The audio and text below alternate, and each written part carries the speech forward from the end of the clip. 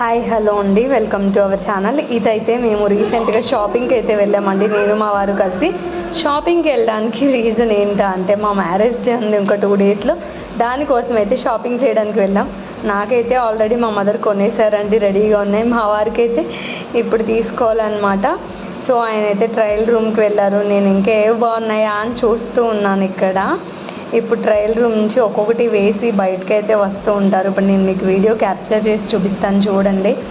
మా వారికి తెలియలేదు వీడియో తీస్తున్నాను అని. తెలిసిందంటే నన్ను ఊరుకునేవరే కాదు.